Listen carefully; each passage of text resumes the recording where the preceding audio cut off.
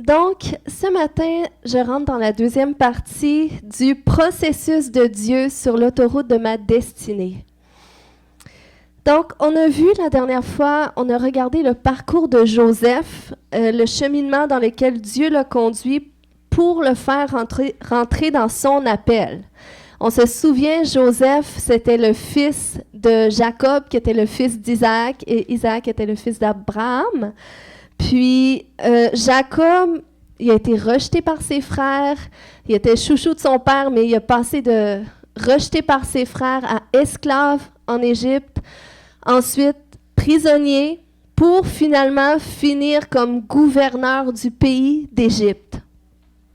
Donc, il a passé à travers tout ce processus de rejeter, esclave, prisonnier, même s'il y avait un potentiel extraordinaire de leadership sur sa vie. Mais Dieu a quand même permis qu'il passe à travers ces épreuves pour que finalement ressorte quoi de tout cela, que Joseph rentre dans la plénitude de son potentiel, de son appel qui était associé au don que Dieu avait mis sur sa vie. Puis ça, c'est encourageant pour nous, parce que des fois, on passe par des circonstances, peut-être qu'on ne sera pas esclave pour de vrai ou prisonnier, des fois, oui, pour certains, mais des fois, on peut se sentir comme ça dans la vie, on peut passer à travers des circonstances où est-ce qu'on va se sentir esclave de certaines choses, de certaines difficultés, quand il y a des difficultés qui perdurent dans notre vie, des fois on peut se sentir prisonnier, des fois même quand on est, soit qu'on passe par la maladie ou qu'on passe dans des processus difficiles, des fois des difficultés financières, on peut se sentir emprisonné. Puis des fois, c'est juste à l'intérieur de nous, c'est des cheminements par lesquels on passe parce que le Seigneur nous transforme, parce que le Seigneur fait différentes œuvres dans notre vie. Puis, des fois, on vit des choses, puis on se dit, mais quand est-ce que ça va finir? Quand est-ce que je vais m'en sortir? Quand est-ce que je vais voir les promesses de Dieu à l'œuvre dans ma vie? Puis, je suis certaine qu'il y a beaucoup de gens ici qui pourraient témoigner de la bonté de Dieu à cet effet, des difficultés par lesquelles vous avez pu passer, mais finalement, à un moment donné, la lumière est arrivée au bout du tunnel et vous avez fini beaucoup mieux que la condition dans laquelle vous étiez. Et ça, c'est la fidélité, la bonté, la grâce de Dieu. Et c'est ce qu'il veut faire dans chacune de notre vie. Mais je sais ici qu'il y a encore certains potentiels qui n'ont peut-être pas pris forme ou certains appels. Il y a certaines personnes, vous êtes juste au départ d'entrer dans votre destinée, de vivre des choses extraordinaires. Puis c'est pas parce que vous les vivez pas maintenant que Dieu vous les appelle pas à vivre. C'est pas parce que, tu sais, des fois on pense que l'ennemi s'acharne sur nous, qu'on vit des combats. Oui, ça arrive aussi qu'on vit des combats spirituels.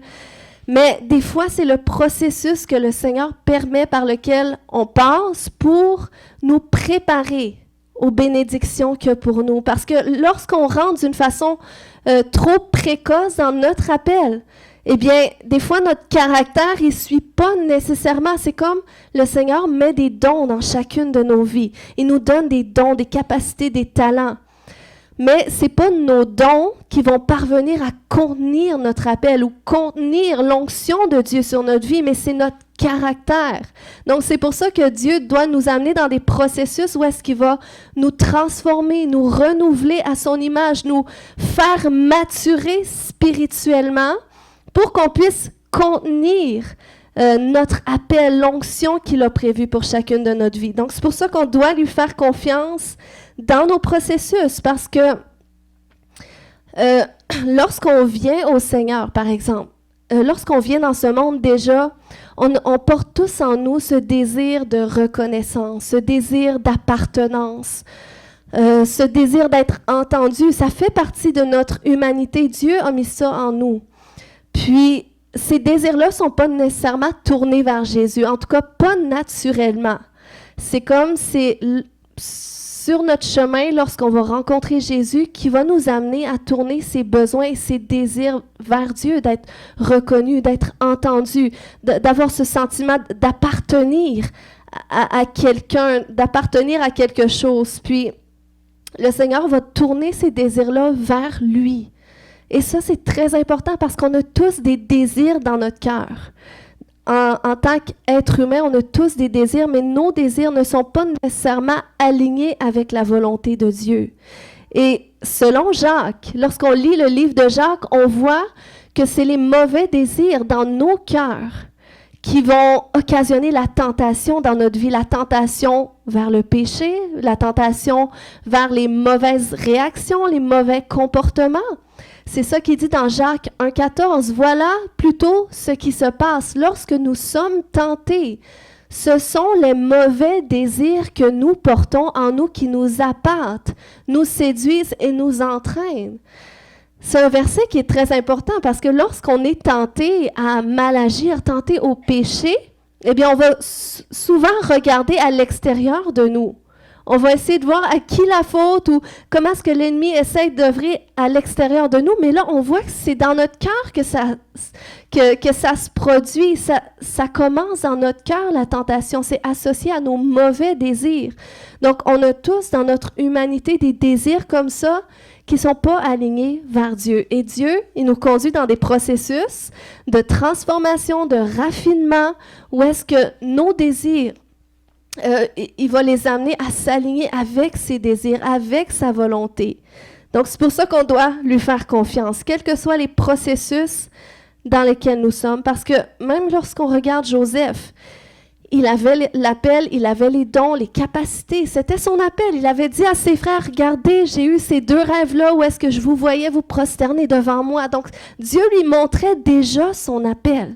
Mais il n'y avait pas le caractère encore pour contenir son appel, pour mettre en œuvre son appel et porter le fruit qu'il était appelé à porter. Donc, aussi grand que son appel était de gouverneur d'Égypte, mais aussi grandes les afflictions ont été. Donc, ça fait partie du processus. Quand je pense à mon propre témoignage personnel, puis c'est drôle parce que ce matin, j'ai Rodrigue et Marie qui m'ont amené une petite photo. Peut-être vous pouvez la faire circuler, mais puis les ramener, s'il vous plaît, redonnez-leur. C'est un souvenir. On a commencé l'église dans leur maison en 2013, puis on était 5 à cette époque-là quand mon mari, je pense qu'il était juste mon futur mari à cette époque-là, puis on a commencé l'église dans leur maison, on était 5 personnes. Je me suis convertie au Seigneur en septembre. 2-3 mois après, je reçois un rêve que le Seigneur m'appelle à être pasteur. Et à peine 6 mois après, j'ai commencé l'église dans une maison. Donc, tu sais, quand que je partage ça vite comme ça, c'est comme si j'ai été très rapidement dans mon appel, tu sais, finalement. Puis là, je parle que le processus peut être long. Puis, il y a beaucoup de gens qui ont des dons, qui ont des appels, mais des fois, c'est long avant. Des fois, ça peut prendre 10 ans, 15 ans, puis ça fait partie de leur cheminement. Mais aussi vite que j'ai pu rentrer dans mon appel, que j'ai pu découvrir mon appel et même aller sur le terrain, aussi long que ça a pu être de voir les fruits de mon appel, de voir des fruits même à cette église qu'on a commencé dans une maison, ça a été long. Ça a été long avant que ça porte fruit, avant que ça grandisse, avant que les gens soient transformés. Même si j'étais appelée à ça, même si je savais que c'était Dieu qui m'avait appelée, parce que plus tard aussi, il y a d'autres gens qui ont bien constaté cet appel-là sur ma vie, puis ils m'ont entourée aussi, ils m'ont aidée dans ce cheminement. Eh bien, je n'ai pas pu accélérer mon cheminement à moi. Dans le fond, le Seigneur, c'est pour ça que à travers toutes ces années-là, depuis 2013, j'ai vécu beaucoup de circonstances où est-ce que le Seigneur, justement, nous a transformés. Même moi et mon mari, on s'est mariés en 2014, puis mon mari disait, j'ai jamais eu aussi d'épreuves que depuis que j'ai accepté Jésus, puis qu'on est ensemble. Je disais, ouais, c'est vrai. Mais moi aussi, je pouvais le constater, mais on a vécu beaucoup de choses. Mais c'était parce que c'était nécessaire à cause de l'appel que le Seigneur avait déposé sur notre vie. Eh bien, il fallait qu'on passe par des circonstances, des fois qu'on ne comprend pas toujours, des circonstances qui sont difficiles, des circonstances où est-ce qu'on se sent... où est-ce qu'on se sent pris, où est-ce qu'on se sent même brisé, parce que le Seigneur devait entamer cette œuvre de transformation de notre caractère, d'amener nos désirs à s'aligner avec ses désirs, avec sa volonté, apprendre à entendre sa voix, apprendre à être soumis à lui. Donc ça a été tout un autre processus. Donc même si j'accompagnais des gens comme ça, eh bien là, le Seigneur, lui, il me ménageait pas.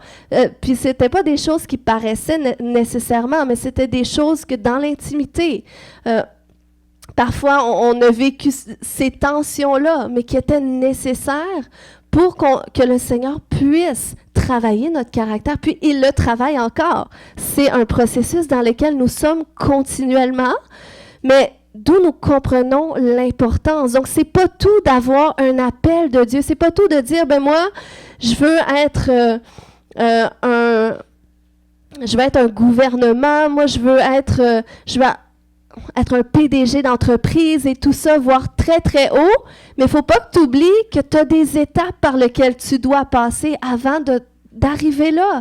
Il faut que tu sois en mesure de porter le poids de cet appel-là, de cette fonction-là que tu aspires à avoir, que le Seigneur t'appelle à avoir. Amen. Puis le Seigneur, il sait très bien qu'est-ce qu'il fait.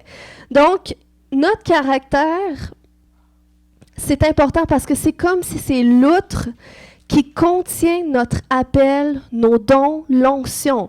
On sait que dans la parole de Dieu, Jésus a parlé d'outre. Il a dit entre autres dans Matthieu 9, 17, « On ne met pas non plus du vin nouveau dans de vieilles outres.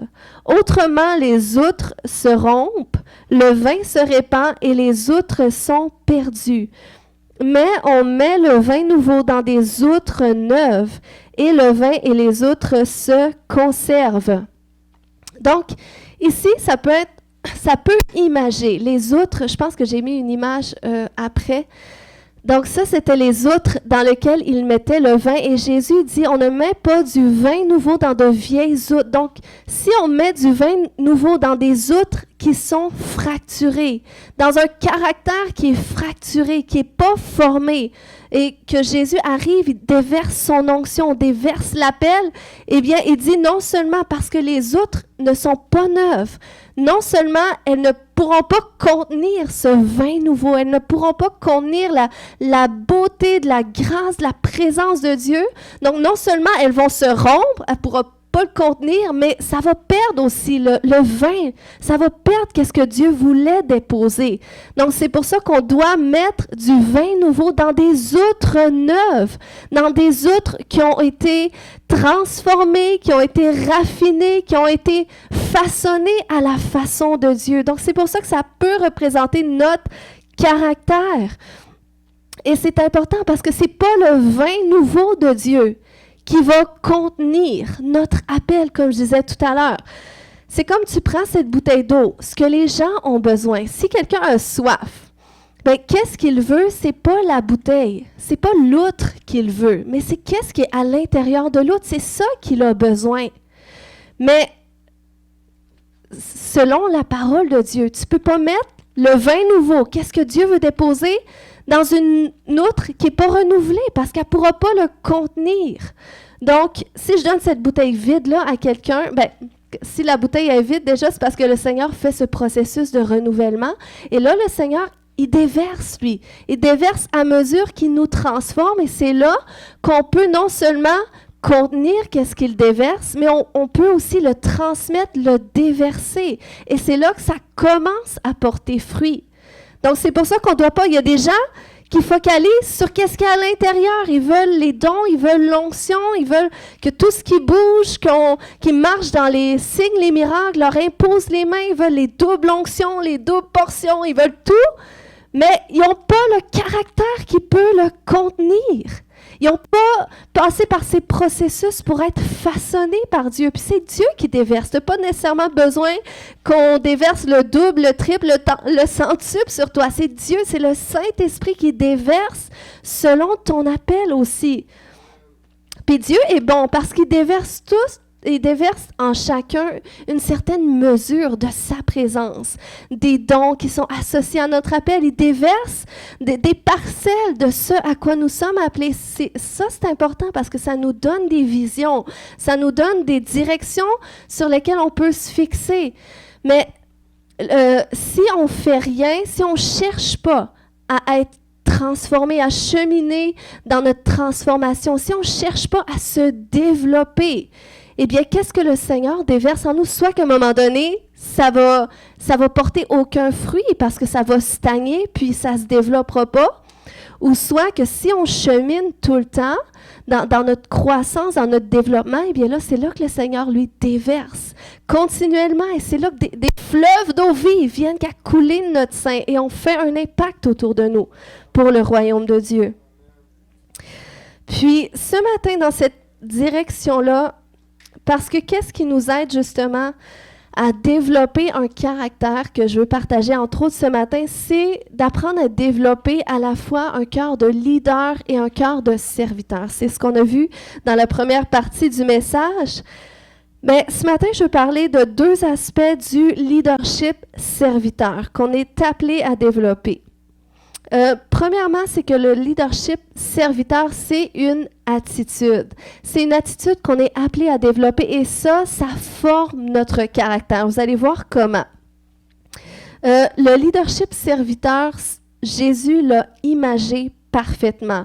Lorsqu'on lit les évangiles, on voit que Jésus n'a jamais utilisé le fait qu'il était Dieu à son avantage. C'est Philippiens nous le dit dans Philippiens 2,6. L'apôtre Paul a dit « Lui qui était de condition divine ne chercha pas à profiter de l'égalité avec Dieu, mais il s'est dépouillé lui-même. » Donc, vous voyez l'attitude. Et il a pris la condition d'un serviteur en se rendant semblable aux hommes, se trouvant ainsi reconnu à son aspect comme un simple homme. Il s'abaissa lui-même en devenant obéissant jusqu'à subir la mort. Oui, la mort sur la croix. Donc, Jésus était pleinement Dieu. Il était 100% Dieu, mais lorsqu'il est venu sur terre, il a mis ses attributs divins de côté. Donc, il n'a pas cessé d'être Dieu pour autant. Mais il a appris sur la terre à être dépendant du Saint-Esprit. Le jour où est-ce qu'il a été baptisé, lorsqu'il a passé par les eaux du baptême, c'est là qu'il a été baptisé aussi dans l'Esprit et c'est là qu'il est rentré dans son ministère. Il nous a montré comment est-ce qu'un homme doit se comporter sur la terre en relation avec Dieu. Puis, Jésus a appris à dépendre du Saint-Esprit dans tout ce qu'il a fait. Il a fait le ministère associé à sa dépendance au Saint-Esprit. Il était loin d'esprit et de force. Et c'est pour ça qu'il allait de lieu en lieu, faisant du bien, guérissant tous ceux qui étaient sous l'empire du diable. Et lorsqu'il est rentré dans le temple, il a dit « L'Esprit du Seigneur est sur moi ». Donc, il a confirmé que c'est là, c'est parce que le Saint-Esprit est sur lui. Il est rempli du Saint-Esprit. Il dit « parce qu'il m'a oint ». Puis il y a une autre version qui dit « parce qu'il m'a consacré par onction ». Donc il a appris à opérer dans l'onction du Saint-Esprit Jésus qui était 100% Dieu. Puis lorsqu'il vivait sur terre, eh bien il a appris à vivre dans une entière soumission à Dieu en refusant continuellement le mérite de sa puissance, le mérite de son influence. Et ça, c'était un effet, un fruit de l'humilité qu'il portait. C'est parce qu'il s'est humilié jusqu'à la mort. C'est pour ça qu'il était capable d'aller sur la croix, de se laisser comme ça abattre comme un agneau qu'on amenait à la boucherie sans se défendre. Lui-même, il a dit, je pourrais demander je ne sais plus comment est-ce qu'il l'a dit exactement, mais à une armée d'anges pour me défendre quand les soldats ont commencé à vouloir l'arrêter. Mais il n'a rien fait de ça. Il a mis de côté ses attributs divins. Il a choisi d'avoir cette attitude de serviteur tout en étant un leader. Jésus, c'était un leader, c'était le leader des leaders, le roi des rois, le seigneur des seigneurs. Mais dans son cœur, il s'est mis à avoir cette attitude de serviteur, à se soumettre aux gens qui venaient dans le sens que il était là pour répondre aux besoins. Il n'était pas là pour ses intérêts à lui. Donc ça, c'est l'attitude qu'il avait, puis ça nous montre comment est-ce que nous, on devrait agir. Parce que Jésus, le Fils de Dieu n'a jamais cherché non plus à être célébré. Quand il est venu sur la terre, il n'est pas arrivé en disant « Je suis Dieu, louez-moi ». Jésus sait comment ça se passe au ciel, que les anges de Dieu, avec les 24 vieillards, louent le Seigneur Dieu Tout-Puissant. Jour et nuit, Saint, Saint, Saint est le Seigneur. Jésus sait comment ça se passe au ciel, mais quand il est arrivé sur la terre, il s'est dépouillé lui-même. Il a mis de côté tous ses attributs et il n'a pas cherché à être célébré. Puis on sait comment ce qui a été rejeté. Puis il faut comprendre que lorsqu'on sert Dieu, ces deux réalités cohabitent. La réalité d'être rejeté et d'être célébré. Et ça, c'est important qu'on le comprenne. Parce que dans la parole de Dieu, c'est pas biblique de chercher ces endroits où est-ce qu'on est seulement célébré ou de chercher à des relations où est-ce qu'on est seulement célébré. C'est important d'être entouré de gens qui nous aiment, de gens qui peuvent parler dans notre vie, de gens qui vont croire en nous, qui peuvent aussi nous dire la vérité, parce que c'est pas mieux juste des gens qui nous célèbrent mais qui nous disent jamais la vérité, qui sont pas authentiques. Mais c'est important d'avoir des gens comme ça dans notre vie. Mais lorsqu'on parle de leadership serviteur, ça ne dépend pas de la façon que les gens nous reçoivent ou qui agissent envers nous. Parce qu'on voit l'exemple de Joseph, lui, il avait un appel de leader, mais il a été rejeté. Donc, Joseph, lui, a passé par le rejet. Puis, ça l'a forgé tout un caractère qui a été capable de porter un appel extraordinaire. Mais on voit un autre homme dans la parole de Dieu qui s'appelle Absalom. Et Absalom, ça, c'était le fils de David. Vous pourrez aller lire, j'ai écrit les références. Ce matin, on ne passera pas à travers les versets. Mais c'est une histoire intéressante. C'est un fils du roi David. Puis, Absalom avait aussi un appel de leader extraordinaire sur sa vie. Mais Absalom a cherché à être célébré. Et ça l'a donné beaucoup de mauvais résultats. Si je peux résumer rapidement, c'est que Absalom, c'était le fils de David. À un moment donné, ils ont vécu quelque chose de difficile dans la famille. C'est que Absalom avait une sœur et sa sœur a été violée par un autre de ses frères. Absalom, qui était du même père, mais pas de la même mère. Et là, quand Absalom a su ça, il était furieux. Et là, il a voulu défendre sa sœur par amour pour sa sœur. Puis, il l'a pas fait sur le coup, mais il était très, très en colère, tout ça. Puis, David avait rien fait. Lorsqu'il avait appris ça, bon, c'était son fils. C'est sûr qu'il avait été sous le choc. En tout cas, les détails sont dans l'histoire. Si vous voulez lire, c'est intéressant. Puis, Absalom, ben, c'est sûr que lui, ça l'a ouvert la porte à la rébellion dans son cœur, de voir que son père n'a rien fait à propos de ça. Puis finalement, ben, il est parti quelque temps, pendant 2 ans. Puis à un moment donné, en tout cas, il s'est passé une série de choses qui ont fait en sorte qu'Absalom il est revenu. Puis là, il s'est réconcilié avec son père, David, et tout ça. Mais Absalom a cherché à faire justice lui-même, fait que finalement, il a tué son autre frère, celui qui avait violé sa sœur. Donc là, il s'est sauvé à nouveau, il est parti. Puis après ça, bon, il est revenu, il s'est réconcilié à nouveau, mais parce qu'il y avait cette blessure-là qui était en lui, cette rébellion, cet orgueil-là qui était en lui, eh bien, Absalom s'est mis à désirer prendre la place de son père. Fait que là, qu'est-ce qu'il a fait? C'est qu'à un moment donné, il a commencé à se mettre à l'entrée de la ville, sur le chemin où est-ce que des gens venaient vers le roi pour exposer leurs litiges, pour se faire justice, pour avoir justice. Eh bien là, Absalom était là, et là, il leur demandait, oui, dites-moi, qu'est-ce qui se passe pour vous? Et là, il a commencé à dire, ben moi, si j'étais à la place du roi, eh bien, c'est certain que je réglerais votre situation comme vous le voulez. Et là, il a commencé à acheter la confiance des gens comme ça. Puis c'était très grave. Le roi n'était pas au courant de ça du tout. Et la Bible nous dit qu'il a fait ça pendant 4 ans, qu'il a gagné le cœur des gens. C'est un peu comme un politicien qui dit, si vous m'élisez, je ne sais pas si c'est un mot qui existe, mais si vous me mettez en élection, eh bien moi je vais faire ça, je vais répondre à ça. Donc c'est un petit peu ça. Il a commencé à se vendre lui-même. Puis, lorsqu'on regarde en tant qu'être humain, parce que c'est sûr, c'est des contextes qui sont différents de nous aujourd'hui, on s'entend, mais lorsque tu es à cet endroit, et tu commences à dire de ton leader, tu sais, tu parles peut-être avec un collègue de travail ou tu parles avec un frère ou une sœur et tu commences à dire, mais moi, je ferais mieux que. Tu sais, parce que tu as des idées, tu as des bonnes idées. Toi, tu trouves que tes idées, ça a plus de sens. Peut-être que ton leader n'a pas fait justice comme il aurait pu faire justice dans une certaine situation, ou qu'il n'a pas défendu la cause de Christ comme il aurait dû la défendre. Puis là, moi, si j'aurais été dans cette position-là, j'aurais fait ceci, j'aurais fait cela. Combien c'est facile à dire, hein?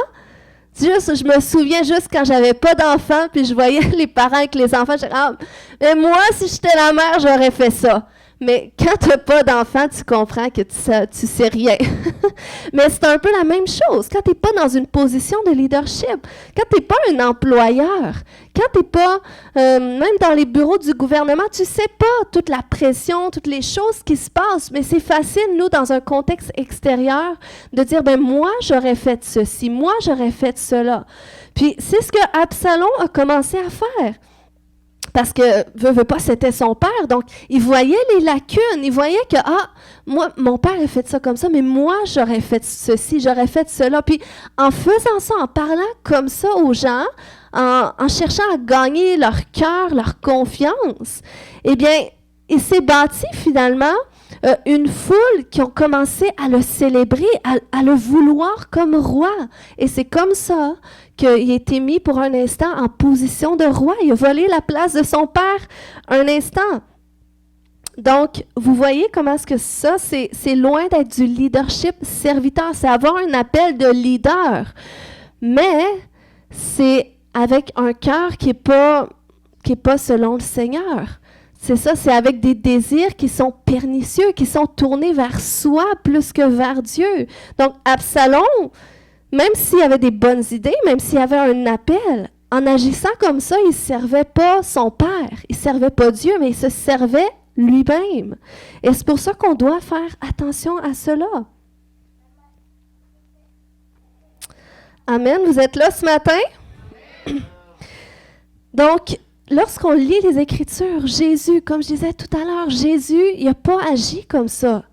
Jésus, au contraire, il traitait les gens avec tellement d'honneur. Il croyait en les gens. Puis, il ne cherchait pas à être célébré. Il était capable de dire la vérité, même si la vérité était mal reçue. Donc, il était prêt à souffrir d'être rejeté.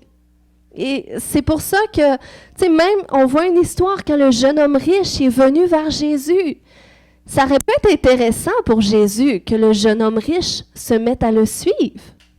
Parce qu'il était riche, donc il aurait pourvu aux dépenses ministérielles et tout ça, puis ça aurait été un bon compagnon, un bon promoteur. Mais Jésus lui a dit la vérité, il a exposé les motifs de son cœur qui étaient plus tournés vers ses richesses, il n'était pas prêt à tout abandonner pour le suivre, parce qu'il était trop attaché à ses richesses. Donc Jésus n'a pas eu peur de lui dire la vérité. Mais quand tu veux être entouré de gens qui te célèbrent, tu ne vas pas nécessairement leur dire la vérité. Tu vas plus leur dire qu'est-ce qu'ils veulent entendre, comme ça tu gagnes leur cœur, mais ce n'est pas des vraies relations authentiques.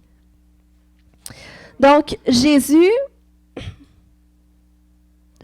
a eu l'attitude qu'on doit aussi, nous, avoir. Cette attitude qui est tournée vers notre prochain, oui, mais pas dans une intention que notre prochain soit tourné vers nous. Dans le fond, nos intérêts sont tournés vers notre prochain, pour le bien de notre prochain. C'est qu'on cherche à servir notre prochain, mais pas dans le but d'être servi en retour. C'est beaucoup plus tourné vers la relation, vers comment est-ce que je peux t'aider, comment est-ce que je peux t'écouter aujourd'hui, comment est-ce que je peux t'aider à aller là où est-ce que Dieu t'appelle. C'est ça du leadership serviteur. Et c'est ça qu'on doit développer avec nos désirs qui sont tournés vers Dieu, qui sont alignés vers Dieu. Puis lorsqu'on apprend à développer cette attitude, c'est comme ça que Dieu, il peut après ça frayer un chemin pour nous amener là où est-ce qu'il nous appelle à aller et nous faire porter du fruit selon nos appels. Amen. Donc, c'est ce que le Seigneur veut faire avec nous. Puis, tu sais, Jésus, lorsqu'on regarde l'attitude qu'il avait, Tu sais, lorsqu'il savait que Pierre allait le renier. Puis, c'était juste avant là, qu'il se fasse, voyons, c'est quoi le mot, là? Oui, c'est ça, avant qu'il se fasse arrêter. En tout cas, il savait, il savait que Pierre allait le renier dans la même soirée. Mais Jésus était capable de voir le mieux chez les gens, était capable de voir plus loin que leurs erreurs, que là où est-ce qu'elle allait tomber. Puis nous, en tant qu'être humain, on est facile de juger une personne selon qu'est-ce qu'on voit d'elle. On est facile de se rappeler la faute d'une personne puis de penser à une personne selon la faute qu'elle a fait. Mais Jésus, il était capable de voir plus loin que ça. C'est pour ça qu'il avait dit, j'ai pas la référence, c'est dans Luc, c'est seulement dans l'évangile de Luc qu'on parle de ça comme ça, mais il avait dit à Pierre, écoute, j'ai vu que Satan va vouloir te passer au crible comme le blé, mais quand tu vas revenir à moi, eh bien, viens et fortifie tes frères. Donc, il savait que oui, Pierre ne comprenait pas. Il disait, ben non, Jésus, je vais être prêt à aller partout. Où est-ce que tu vas aller? Quand bien même mourir. Non, Pierre, écoute, tu ne comprends pas. Cette nuit même, avant que le coq chante, tu vas m'avoir renié 3 fois. Donc, Jésus savait que Pierre allait passer par cette épreuve, par cette tentation. Mais il a cherché à l'encourager, à le fortifier. Il dit, « Hey, mais c'est pas grave, quand tu vas revenir à moi, fortifie tes frères. » Donc, il voyait, il était capable de voir l'appel sur sa vie. Puis c'est ça, être un leader, serviteur. C'est quelqu'un, c'est une attitude où est-ce qu'on est tous appelés à être des leaders.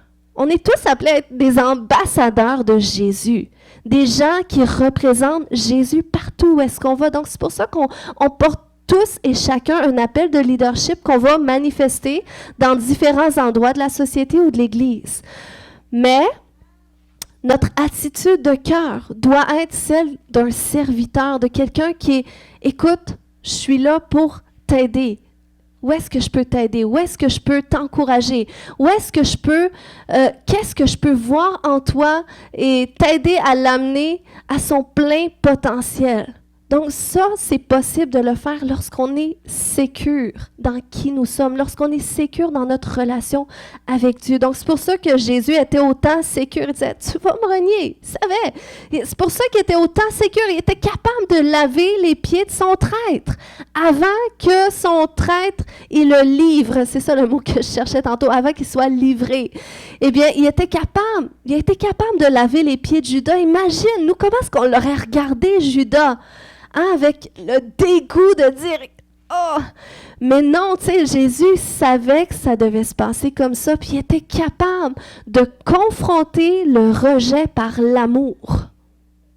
Et ça, c'est tellement un bel exemple pour nous. Si on peut parvenir à cet endroit, même dans l'Église, où est-ce qu'une personne, tu dis, elle me regarde jamais, elle me salue jamais, mais tu vas la voir quand même. Et toi, tu brises la glace. Toi, tu la salues. Toi, tu dis bonjour. Parce que savez-vous, dans la majorité des cas, les gens qu'on dit, elle, c'est sûr qu'elle m'aime pas, elle me regarde pas, eh bien, la personne se dit la même chose de vous. Elle se dit la même chose. Donc, c'est pour ça, des fois, qu'elle a une attitude fermée, mais peut-être elle craint que vous pensez ça d'elle aussi. Donc, si on peut être de ceux qui allons briser ces barrières-là, qu'allons vers les gens justement pour briser ces fausses perceptions, parce que c'est l'ennemi, c'est des tentations. C'est un exemple de tentation. Je parlais de tentation, mais ça, c'est des tentations de dire, elle, je pense qu'elle a quelque chose contre moi. C'est une tentation. Ah, lui, à toutes les fois que je parle, il se vante, il me partage tous ses exploits. C'est une tentation. Confrontons ces choses-là. Puis aimons les gens. Ah, mais je suis contente pour toi. Tu me parles de tes exploits, mais je veux les célébrer aussi avec toi. Parle-moi-en encore. Ça te fait du bien, parle-moi-en encore. Donc, est-ce qu'on peut être de ceux qui aimons, qui sont sécures dans qui nous sommes? Parce que nous sommes des leaders. Nous avons un appel. Nous sommes uniques. Nous sommes quelqu'un. Mais nous sommes là pour notre prochain, pour aimer notre prochain comme soi-même, pour donner autant d'importance à notre prochain qu'à soi. C'est ça du leadership serviteur. Et ça façonne notre caractère. Et je vous dis, lorsqu'on brise des barrières comme ça bâtit notre sécurité intérieure à nous aussi, de le faire. Et ça, c'est une belle façon de le bâtir par la foi. Parce que des fois, tu dis, moi, je suis insécure dans qui je suis pas quelqu'un qui va vers les autres, tout ça. Et puis, commence à aller vers les autres. Tu as simplement besoin de faire ça pour commencer à être sécure. C'est de faire ce que tu fais pas d'habitude. Comme quand on dit, quand on prie pour une guérison d'un épaule, là, tu dis, bouge ton bras, fais ce que tu peux pas faire. Donc, tu dois confronter. C'est la même chose avec les attitudes. Ah, je suis pas patiente. Mais force-toi, essaye d'être patient, développe, allez. Tu fais quelque chose que tu peux pas faire, puis c'est comme ça que ça se développe. Amen? Donc, deuxième aspect du leadership serviteur, c'est que le leadership serviteur, c'est un style de vie qu'on doit maintenir, qu'on doit développer jusqu'à la fin. OK. Donc, qu'est-ce qui est intéressant aussi, c'est que lorsque tu comprends que de la façon que tu sers, eh bien, c'est une sorte de semence que tu sèmes sur la façon que toi, tu vas être servi en retour. Parce qu'on récolte ce qu'on sème. Ça, c'est dans tout, c'est une loi de la vie. Donc, de la façon que tu sers des leaders. Quand je parle de leaders, je parle de tous les gens qui ont une position de leadership dans votre vie. Donc, ça part du foyer, au travail, à l'église, là où est-ce que vous êtes impliqués dans toutes les sphères de la société. On a toujours des leaders au-dessus de nous. Puis de la façon qu'on les sert, eh bien, c'est de la façon qu'on va être servi en retour. Savez-vous que la majorité de qu'est-ce qu'on sème dans le service, c'est invisible. Donc, c'est pas tant qu'est-ce que tu fais et qu'est-ce que tu dis qui va porter du fruit. Ça peut amener beaucoup d'aide, oui, mais c'est beaucoup plus ton attitude dans ton cœur qui va porter le fruit qui est associé. Parce que même Jésus, même Dieu, à un moment donné, il avait dit dans sa parole, ce peuple m'honore des lèvres, mais dans leur cœur, ils sont loin de moi. Donc, on peut honorer des lèvres, on peut avoir de l'air d'un serviteur, mais dans notre cœur, avoir beaucoup de mépris, de rébellion, comme Absalom. Donc, c'est pour ça que c'est dans notre cœur que ça commence. Puis, David, c'est un exemple de quelqu'un qui avait une attitude de cœur qui était selon le cœur de Dieu, qui était associée au cœur de Dieu. Lorsqu'on lit son histoire, vous pourrez aller voir 1 Samuel 16, puis je vous encourage à aller lire la semaine. Vous ne savez pas quoi lire dans la parole? Ben, reprenez les références qu'on discute comme ça, avec peut-être les notes, si vous prenez des notes du message que je partage, puis allez relire les histoires pour que vous-même, vous puissiez les comprendre à votre façon. Parce que je résume en partie, mais lorsque David a reçu l'onction pour devenir roi, parce qu'à cette époque-là, c'était un prophète qui recevait la paix de la part de Dieu d'aller oindre le prochain roi. Et là, à cette époque-là, c'était Samuel. Il y avait déjà Saül qui était en position de roi, mais parce que Saül désobéissait à Dieu, parce que Saül suivait les mauvais désirs de son cœur, parce qu'il n'y avait pas un caractère selon le caractère de Dieu. Il n'y avait pas un cœur selon le cœur de Dieu. Il était là pour sa volonté, pour la volonté du peuple, parce que lui aussi, il cherchait à être célébré. Donc, finalement, constamment, il désobéissait à Dieu.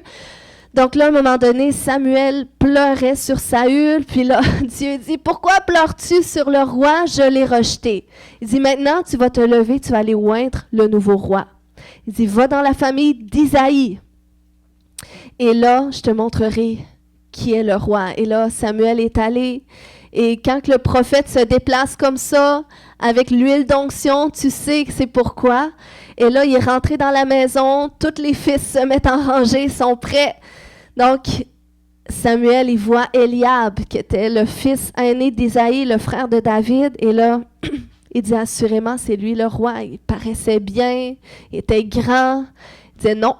Il dit, Dieu dit, toi, vous les hommes, vous regardez à qu'est-ce qui frappe les yeux, mais moi, je regarde au cœur. Donc, vous voyez, le cœur, c'est important. Puis, un serviteur, c'est dans le cœur.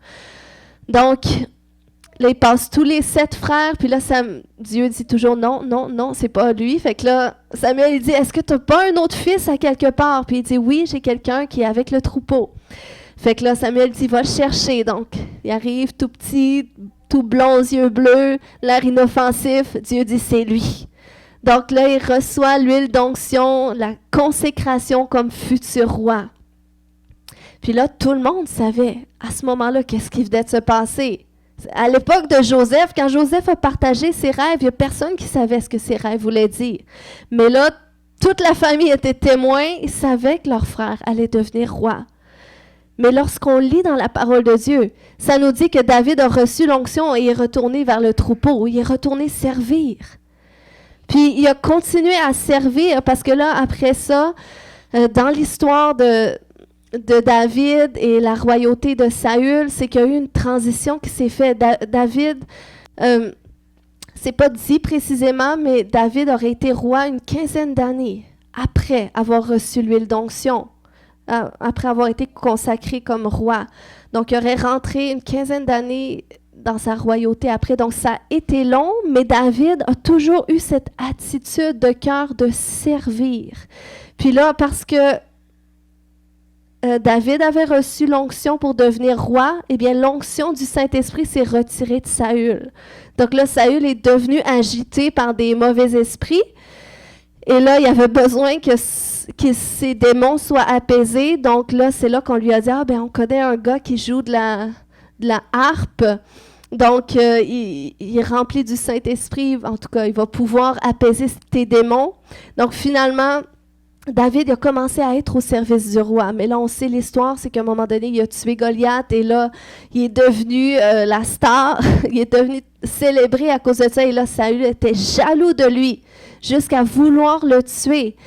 Mais David, parce qu'il savait que c'était Dieu qui avait mis Saül en position de roi, il n'a jamais osé parler contre Saül. Il n'a jamais osé le critiquer. Il n'a jamais osé lever la main sur lui. Il y a eu 2 occasions de le tuer, d'en finir avec lui, parce que ça a été dur pour David. Constamment, il devait se sauver au péril de sa vie. C'était par la sagesse de Dieu. Au début, il le servait fidèlement, mais là, quand il a vu que Saül, tout ce qu'il veut, c'est le tuer, eh bien, il a cherché à se sauver pour sa vie parce qu'il savait son appel. Donc, il y a eu deux occasions pour le tuer, mais il ne l'a pas fait. Et ça nous montre que lorsqu'on sert, eh bien, Dieu va nous tester aussi. Il va tester notre loyauté envers ce qu'on sert. Il va tester notre intégrité, comme avec Joseph.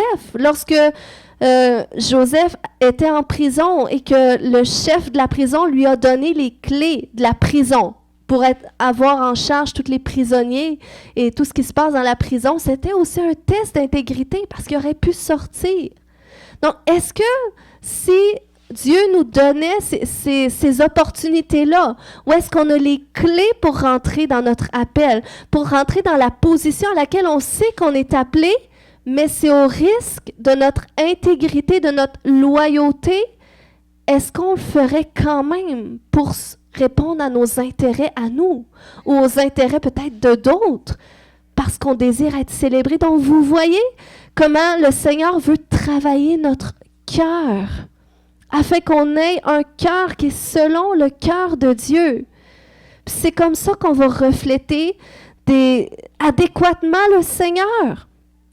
Que c'est comme ça qu'on va donner des témoignages. La Bible nous dit que la création soupire après la révélation des fils et des filles de Dieu. Croyez-vous que les fils et les filles de Dieu, c'est des gens comme Absalom qui veulent voler les positions, chercher l'attention, être célébrés? C'est des gens qui ont des appels de Dieu. Puis il y en a beaucoup de gens comme ça.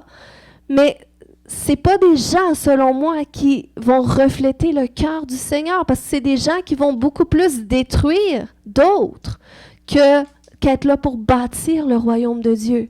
Et le Seigneur nous appelle tous et chacun à bâtir son royaume. Il nous appelle à être participants participants de la croissance, du développement de son royaume sur la terre. Amen. Il nous a tous choisis. Dis à ton voisin, il t'a choisi. Mais il faut que tu comprennes que cette attitude de leadership, serviteur, elle est importante. Puis, de la façon que tu sers, c'est de la façon que tu vas être servi toi aussi. Si tu veux être un bon leader, eh bien, sois quelqu'un qui sait bien te soumettre aussi à d'autres leaders. Sois quelqu'un qui est capable de bien servir un leader. Et le Seigneur teste notre soumission. C'est facile de dire « je suis soumis » quand on est d'accord avec quelqu'un. Mais quand tu n'es pas d'accord, puis là que tu dois te soumettre,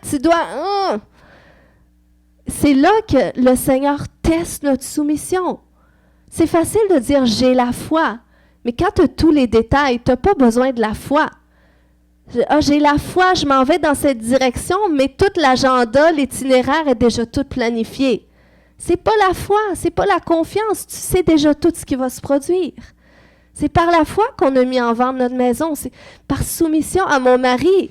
Parce que moi, ça faisait pas de sens au début. Mais je le sais que c'est pour une plus grande bénédiction. Maintenant, je le sais, plus que j'ai avancé dans ce processus, déjà que j'ai accepté. C'est dans ton cœur que ça commence, la soumission. Quand j'ai accepté, ben là, j'ai vu que, ben là, je vois pas encore parce que c'est pas encore complet, mais je sais que ça va être un témoignage qui va suivre dans quelques mois. Je pourrai revenir là-dessus.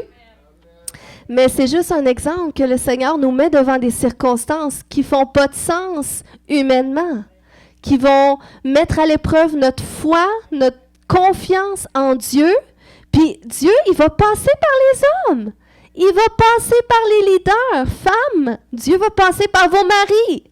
Et des fois, Marie, Dieu va passer par vos femmes. Parce que Dieu dit aussi, soumettez-vous les uns aux autres.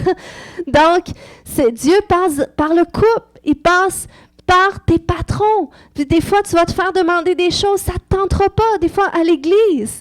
Peut-être que le pasteur, il va avoir été dur un peu, mais peut-être c'était involontaire.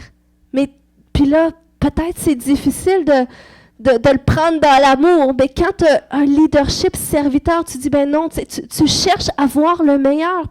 Comme David, savez-vous que David a pleuré quand Saül a été tué? Il n'a pas dit, yes, enfin, je suis rentré dans mon appel, enfin, j'ai plus besoin de me sauver pour ma vie. C'est sûr que ça a dû être un soulagement. Bon, la Bible ne le mentionne pas. Je suis certaine qu'il a été soulagé. Mais il a pleuré sa mort. Puis il a toujours parlé de lui comme l'homme que Dieu avait consacré par onction. Que l'homme que Dieu avait mis en cette position. Donc c'est parce qu'il voyait le meilleur de Saül malgré tout. Et nous, on doit être de ces gens. Pour te soumettre, déjà, il faut que tu vois le meilleur. Si dans ma tête, je vois juste qu'est-ce que j'aime pas chez mon mari, c'est sûr, ben là, c'est pas le cas. Mais non, mais tu sais, c'est un exemple. Peut-être c'est pas un bon exemple, mais c'est juste que des fois en tant qu'être humain. Non, mais c'est ça pareil, parce qu'en tant qu'être humain, des fois, c'est plus facile de focaliser sur le négatif. Puis si on se met à focaliser sur le négatif, même d'un frère ou d'une sœur, tu vas te mettre des fois à plus l'aimer, parce que tu vas juste voir qu'est-ce qui te tape ses nerfs. Mais quand tu vois, non, moi, je veux focaliser sur le meilleur. Cette personne-là a quelque chose. Tu sais, si je me mets à voir toutes les choses extraordinaires qui sont dans mon mari, écoute, c'est certain que je vais me soumettre à 100 000 à l'heure, à lui, parce que je sais que c'est un homme de Dieu, je sais que Dieu l'a mis dans ma vie, je dois faire confiance. C'est ça, si vous savez que Dieu vous a appelé dans cette église, c'est qu'il vous appelle à faire confiance au leadership de cette église aussi. Même des fois quand vous ne comprenez pas, même des fois quand ça ne fait pas de sens avec qu'est-ce que vous concevez. Mais c'est de faire confiance, de venir à cet endroit. Écoute, Seigneur, ben toi, je te fais confiance. Puis, si, Seigneur, on dit d'aller dans cette direction-là, ben on va dans cette direction-là. Puis toi, tu vas me le confirmer en chemin si je ne comprends pas. Donc, c'est d'avoir cette confiance-là envers nos leaders, même les gens qui ne sont pas nécessairement dans le Seigneur, vos patrons, je suis sûre qu'ils ne connaissent pas tous Dieu, mais c'est de faire confiance que s'il vous met dans une position, il vous donne une tâche, même si c'est désagréable, Et puis c'est de ne pas le déshonorer. Et combien on est mis à l'épreuve comme ça, parce que les collègues de travail, ça fait juste ça, parler contre les employeurs. Donc, mais si on peut être de ceux qui vont voir le meilleur. Ah, ben non, mais il est beaucoup surchargé ces temps-ci. Hein? Je suis sûre que c'est pas intentionnel si tu as parlé comme ça. Donc, tu sais, d'essayer d'être de ceux qui vont défendre les autres, qui vont honorer les autres. C'est des décisions de cœur qu'on doit prendre parce qu'on se met à la place de l'autre et on réalise que qu'est-ce qu'on sème dans notre service, c'est ce qu'on va récolter comme service. Amen. Donc, ce matin, alléluia, nous allons prier. J'ai invité Samuel au piano. Amen. Amen.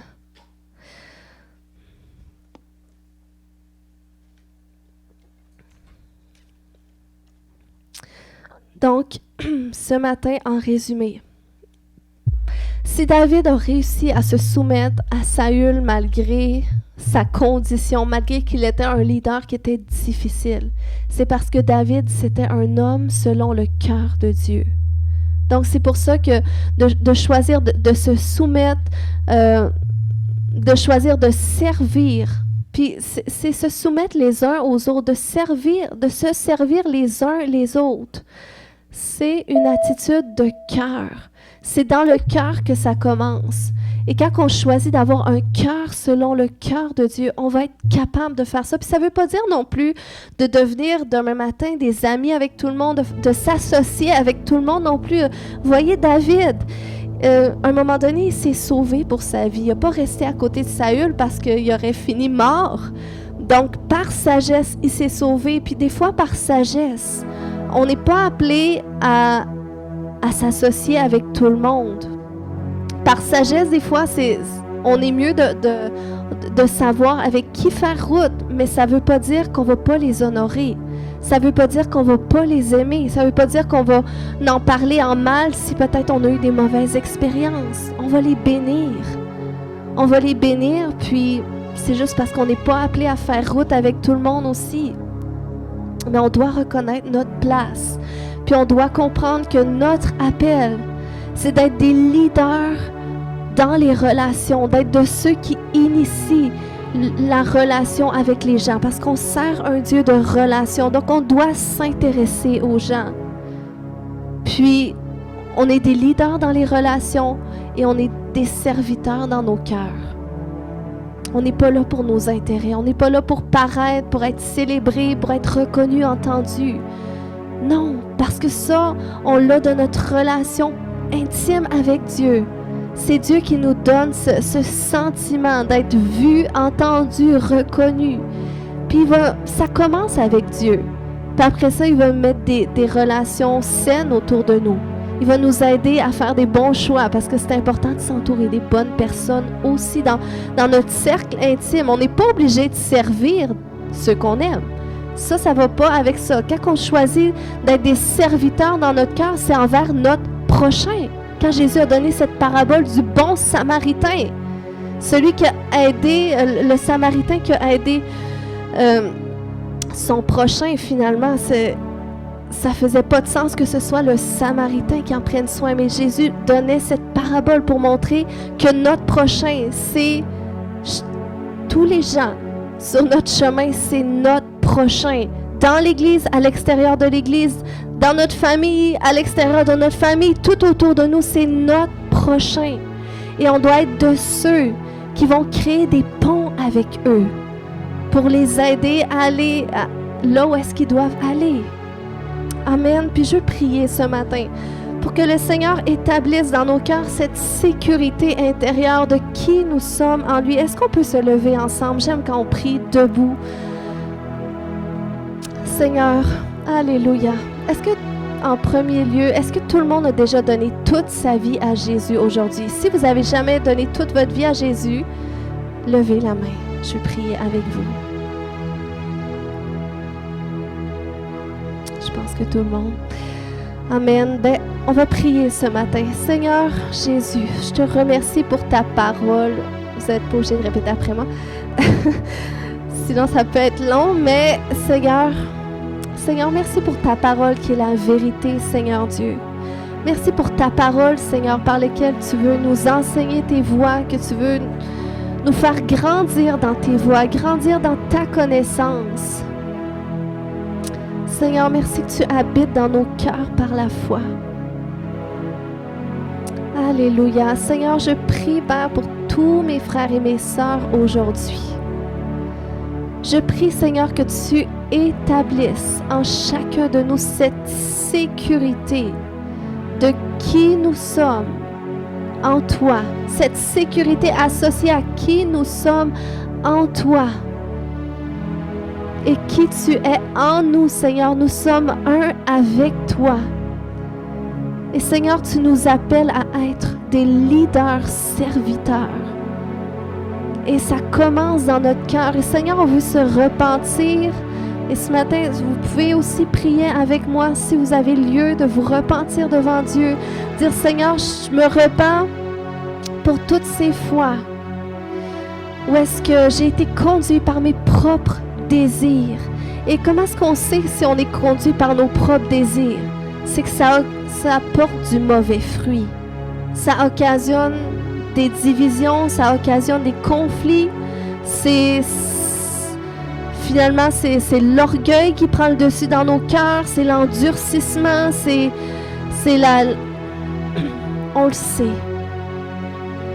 Quand c'est des mauvais désirs, quand on est conduit par des mauvais désirs, ça porte du mauvais fruit et on est insatisfait. Et le diable vient avec ruse nous condamner dans nos cœurs. Donc, Seigneur, on se repent là où est-ce qu'on a donné accès à l'ennemi de nos âmes, Seigneur Dieu.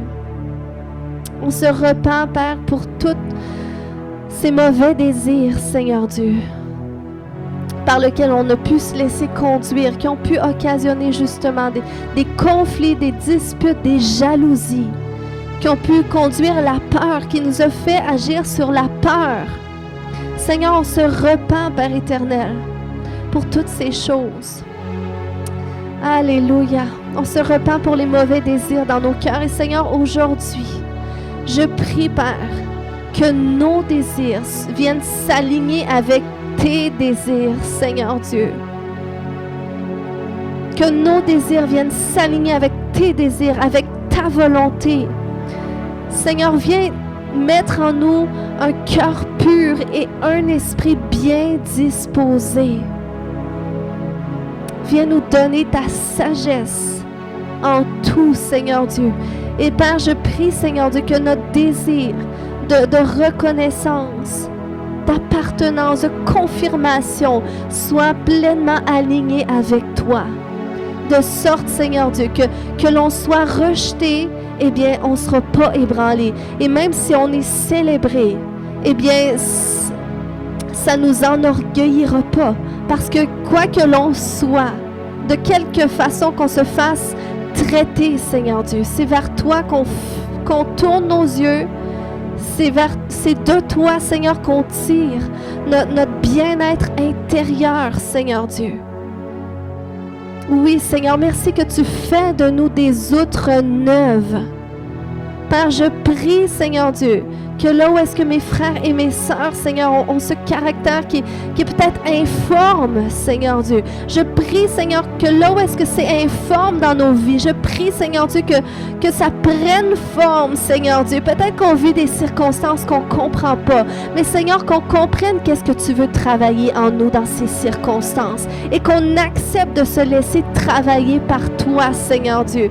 Merci que l'œuvre que tu as commencée en nous, tu la rends parfaite. Façonne-nous, forme-nous, Seigneur Dieu, à la façon que tu veux qu'on soit, Seigneur Dieu.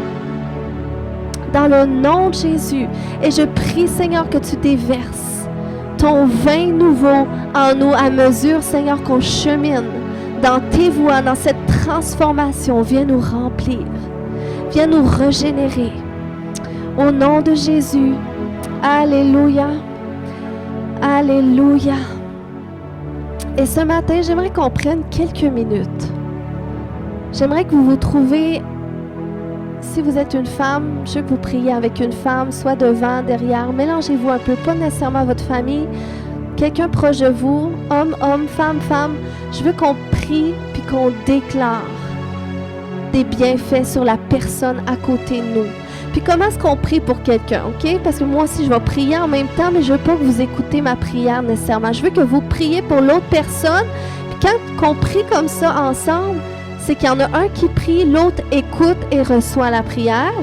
Et après ça, c'est le tour de l'autre de prier et l'autre ne prie pas, mais écoute la prière. C'est comme ça qu'on reçoit. Si vous priez, vous ne recevrez pas. Donc, chacun notre tour, on prie l'un sur l'autre. Et c'est comme ça qu'on s'honore.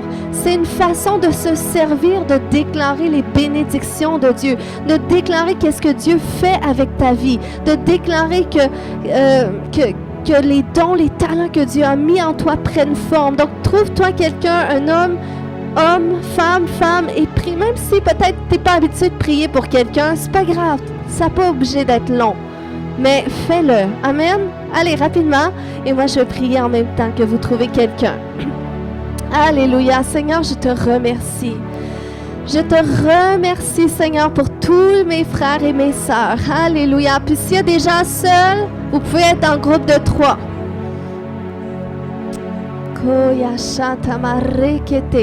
Vous pouvez vous mettre en groupe de 3 s'il y a quelqu'un de seul, OK?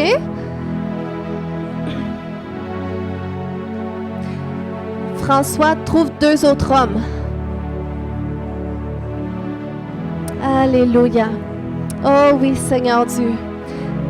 Seigneur, on veut bénir, Seigneur Dieu. On veut se bénir les uns les autres, Seigneur Dieu, parce que toi, tu nous bénis, toi, tu nous aimes, Seigneur. Toi, tu nous honores, Seigneur Dieu. Alléluia, je te remercie, Seigneur Dieu, pour la vie de chaque personne, Seigneur Dieu. Je te remercie, Seigneur Dieu, que notre caractère prend forme, Seigneur Dieu, afin, Seigneur Dieu, qu'on puisse contenir les dons, l'onction que tu as prévu pour nous, l'appel, la destinée, Seigneur, parce que tu veux nous propulser dans celle-ci, Père. Tu veux nous amener plus loin, Seigneur Dieu. Tu veux faire une différence avec notre vie, Seigneur Dieu. Tu te glorifies par nous, Seigneur Dieu. Donc, merci, Papa. Alléluia. Merci que tu fortifies mes frères et mes sœurs. Tu les affermis, Papa. Tu les encourages, Seigneur Dieu. Tu déverses l'abondance de ta grâce sur eux, Seigneur Dieu. Alléluia, Seigneur. Tu les oins d'une huile de joie aujourd'hui. Ils sont fortifiés. Oh oui, Seigneur, je déclare qu'ils ont un cœur selon ton cœur, Seigneur Dieu. Qu'ils ont un cœur de serviteur, un cœur qui se soumet, un cœur qui est humble, un cœur qui est prêt à recevoir, qui est prêt à donner aussi, Seigneur Dieu. Merci, Papa, pour cette œuvre que tu fais en nous, Jésus. Oh oui, Seigneur, et par nos relations, tu nous façonnes, par nos relations, tu nous façonnes, oui, Seigneur, tu nous fais grandir dans les relations, tu nous formes dans les relations, Seigneur Dieu. Et même tu nous libères par les relations, Seigneur Dieu. Tu passes par les relations, Seigneur Dieu, pour nous bénir, Seigneur, pour nous faire grandir, Seigneur Dieu. Et on accepte, Seigneur, d'être relationnel. On déclare que nous sommes des êtres relationnels. Alléluia. Nous sommes des êtres relationnels. Nous sommes des gens, Seigneur, qui vont non seulement porter ton onction, porter les dons, mais déverser aussi, Seigneur Dieu. Alléluia.